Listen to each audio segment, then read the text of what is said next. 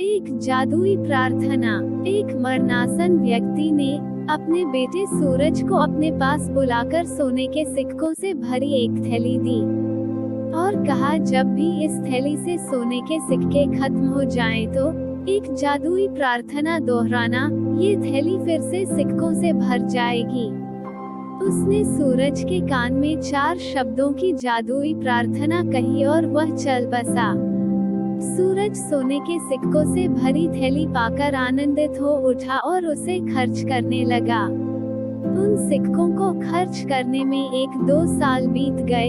इस बीच सूरज पिताजी की कही हुई प्रार्थना भूल गया। जब सिक्के खत्म होने को आए तब उसे याद आया कि अरे, वह 4 शब्दों की प्रार्थना क्या थी। सूरज ने बहुत याद किया पर उसे याद ही नहीं आया। अब वह लोगों से पूछने लगा। पहले पड़ोसी से पूछा कि ऐसी कोई प्रार्थना तुम जानते हो जिसमें 4 शब्द हैं। पड़ोसी ने कहा, हाँ, 4 शब्दों की प्रार्थना है, ईश्वर मेरी मदद करो।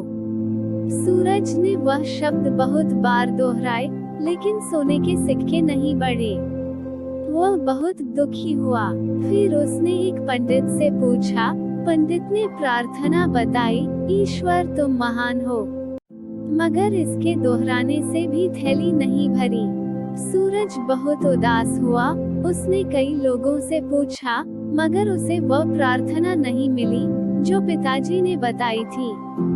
वो उदास होकर घर में बैठ गया। तब एक भिखारी उसके दरवाजे पर आया। भिखारी ने कहा, सुबह से कुछ नहीं खाया है, खाने के लिए कुछ हो तो दो। सूरज ने बचा हुआ खाना उस भिखारी को दे दिया।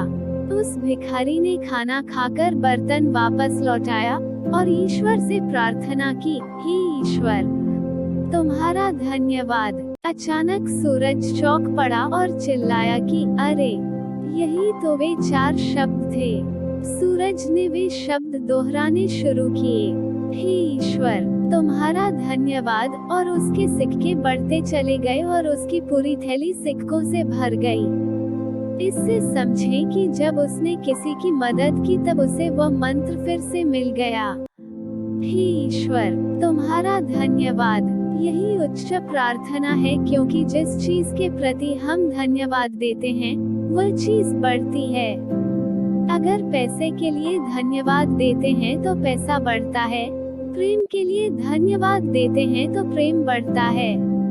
इसी तरह की अन्य कहानियाँ सुनने के लिए please like and share the story and subscribe to our channel story vendor.